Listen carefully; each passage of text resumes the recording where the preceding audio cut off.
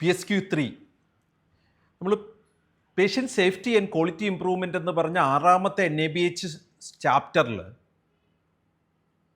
നമ്മൾ പഠിക്കുന്നത് മുഴുവനും ഈ സേഫ്റ്റി ക്വാളിറ്റി റിലേറ്റഡ് കാര്യങ്ങളാണ്. 1ാമത്തെ സ്റ്റാൻഡേർഡിൽ നമ്മൾ പേഷ്യൻ്റ് സേഫ്റ്റി എങ്ങനെയെല്ലാം മാനേജ് ചെയ്യാൻ കമ്മിറ്റി ഉണ്ടാക്കേണ്ടത് എങ്ങനെയാണ് എന്നതിനെക്കുറിച്ച് നമ്മൾ കണ്ടപ്പോൾ, 2ാമത്തെ സ്റ്റാൻഡേർഡിൽ പേഷ്യൻ്റ് സേഫ്റ്റി ഇംപ്രൂവ്മെൻ്റ് എങ്ങനെ ക്വാളിറ്റി പേഷ്യൻ്റ് ട്രീറ്റ്മെൻറ്റിൻ്റെ ക്വാളിറ്റി ഇംപ്രൂവ്മെൻ്റ് എങ്ങനെ നടത്താം, ഒന്നിൽ സേഫ്റ്റിയും രണ്ടാമത്തതിൽ ക്വാളിറ്റി ഇമ്പ്രൂവ്മെൻറ്റ്, ആ കമ്മിറ്റി എങ്ങനെ ബിൽഡ് ചെയ്യാം, അത് എങ്ങനെ ഹാൻഡിൽ ചെയ്യണം, എങ്ങനെയാണ് അതിനെ കണ്ടിന്യൂസ് ആയിട്ട് ഹാൻഡിൽ ചെയ്യേണ്ടത് എന്നെല്ലാം നമ്മൾ പഠിച്ചു. ഇപ്പോൾ നമ്മൾ 3ാമത്തെ സ്റ്റാൻഡേർഡാണ് നോക്കുന്നത്, PSQ3. ഈ സ്റ്റാൻഡേർഡ് നമ്മുടെ സ്ഥാപനം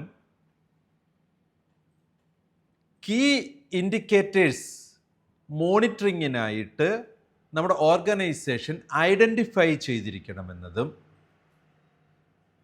നമ്മുടെ സ്ട്രക്ചേഴ്സ്, പ്രോസസ്സ്, ഔട്ട്കംസ് എല്ലാം തന്നെ കൃത്യമായി കണ്ടിന്യൂവൽ ഇമ്പ്രൂവ്മെൻറ്റിന് വേണ്ടിയിട്ട് മോണിറ്റർ ചെയ്യുന്നതിന് കീ ഇൻഡിക്കേറ്റേഴ്സിനെ ഐഡൻറ്റിഫൈ ചെയ്ത് യൂസ് ചെയ്യണമെന്നതാണ്. PSQ3 എന്ന സ്റ്റാൻഡേർഡിൽ 8 ഒബ്ജക്റ്റീവ് എലമെൻറ്റുകളിൽ ബിയും ഡിയും നമ്മൾ കോർ ഒബ്ജക്റ്റീവ് എലമെൻറ്റും, 8ാമത്തെ H നമ്മൾ അച്ചീവ്മെൻ്റ് ഒബ്ജക്റ്റീവ് എലമെൻറ്റും, എയും സിയും ഇയും എഫും ജിയും, അങ്ങനെ 5 കമ്മിറ്റ്മെൻ്റ് ഒബ്ജക്റ്റീവ് എലമെൻറ്റും, അങ്ങനെ 8 എണ്ണം ആണ് നമ്മളോട് ഡിസ്കസ് ചെയ്യുക. പഠിക്കാൻ വളരെ ഈസിയാണ് ഈ 8 ഒബ്ജക്റ്റീവ് എലമെൻറ്റ്, കാരണം വളരെ ഷാർപ്പായിട്ടുള്ളൊരു സബ്ജക്റ്റിനെ കുറിച്ചാണ് ഇവിടെ ഡിസ്കസ് ചെയ്യുന്നത്. അതെന്താണ്? ഇത് organisation identifies the key indicators to monitor the structure, process and outcome which are used as tools for continual improvement. Continual ഇംപ്രൂവ്മെൻറ്റിനായിട്ട് നമ്മൾ ഉപയോഗിക്കുന്ന ആ ഒരു ടൂൾസ്, അതിൻ്റെ കീ ഇൻഡിക്കേറ്റേഴ്സ് നമ്മൾ ഐഡൻറ്റിഫൈ ചെയ്യണം എന്നുള്ളതാണ്. അതിലെന്തൊക്കെയാണ് നമ്മൾ ചിന്തിക്കുക?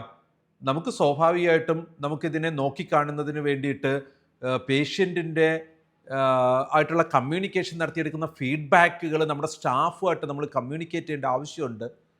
നമ്മുടെ ഒരു ഇമ്പ്രൂവ്മെൻറ്റ്സ് ഇംപ്ലിമെൻറ്റ് ചെയ്യപ്പെടേണ്ട ആവശ്യമുണ്ട്.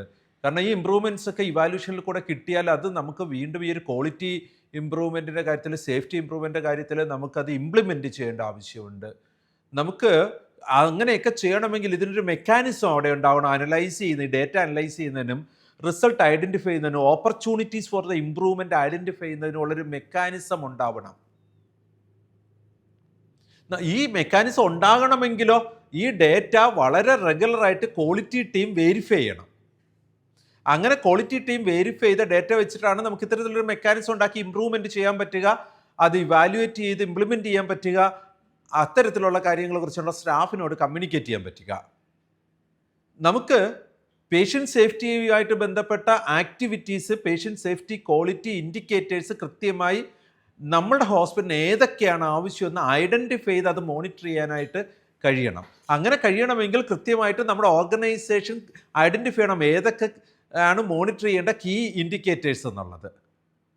അത് നമ്മുടെ കൃത്യമായിട്ടും മാനേജർ സ്ട്രക്ചറിലായിരിക്കാം, പ്രോസസ്സിലായിരിക്കും, ഔട്ട്കമ്മിലായിരിക്കാം, നമുക്ക് ഏതൊക്കെ കീ ഇൻഡിക്കേറ്റേഴ്സ് മോണിറ്റർ ചെയ്യാൻ വേണമെന്ന് ഐഡൻറ്റിഫൈ ചെയ്യണം.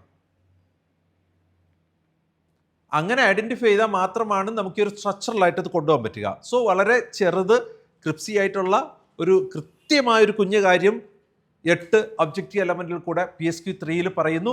The organization identifies key indicators to monitor the structures and outcomes, process which are used as tools for continual improvement. PSQ3 അതിൻ്റെ വിശദാംശങ്ങളിലേക്ക് നമുക്ക് കടക്കാം.